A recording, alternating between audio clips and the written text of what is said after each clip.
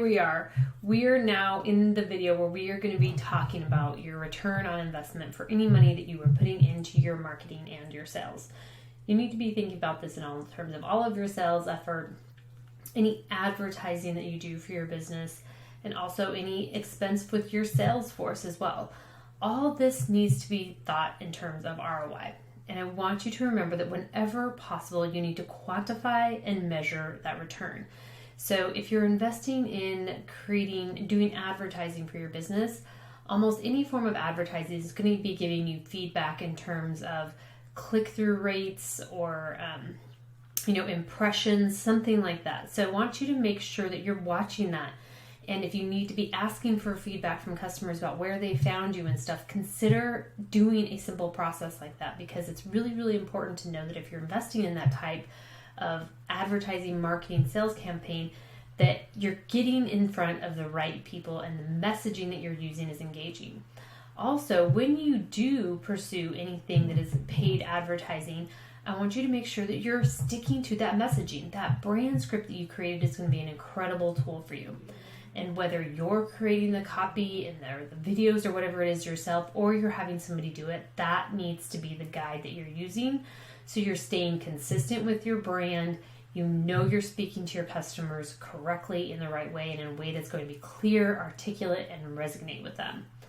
The other things that I want you to consider are a couple things. Really setting up a funnel system in your business is probably the easiest, getting the most bang for your buck for a long-term investment in your business, right? Like you're putting the time and or the money to build this up front, and it's there and you own the list. So it's actually bringing you in an asset for your business long-term.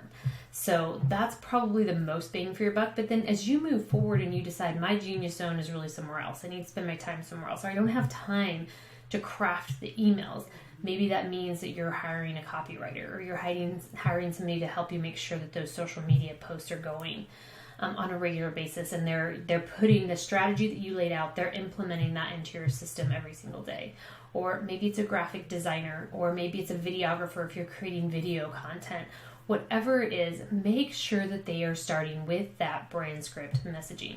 They all need to be handed that brand script, and you need to review it with them, make sure they don't have any questions or answer any questions they have, and make sure they know that this is the cornerstone. These are the guardrails that we need to stay in so that our brand stays consistent and stays true. If you have a new specific product or service or offering, you may be doing a sub-brand script specifically for that. Once again, that's a great tool that you can create, you own that, and you can use it to keep anybody that you pull into your circle really within those guardrails and staying true and on message. So that's really important too. And when you think about it, when you get to the point where it makes sense to bring somebody in to help with this stuff, or if you're already there and you have a marketing team on staff, make sure that they're doing what they're really, really great at so that you can do what you're really great at. And that way you're going to get a better return on investment for that overhead that's known as just the people that we're hiring and that we're growing our business with. So think about those things whenever you're investing into your marketing and your sales. Once again, that brand message really can translate to sales scripts, to sales strategies, to the conversations that your sales team is having, and also that is a two-way street. We mentioned in one of the videos that we can use our email to gather information from people.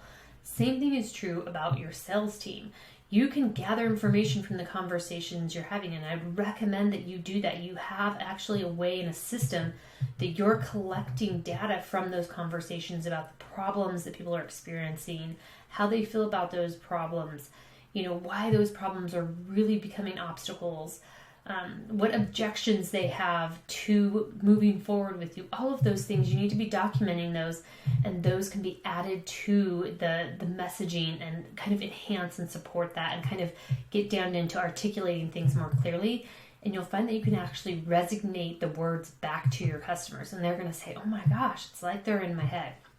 So once again, that's a way when you think about your sales team and getting a return on investment, that's another way that they can bring value, is not just by being out there boots on the ground and bringing in those sales, but actually working with your marketing efforts, bringing data back in, staying on message with all of that as well.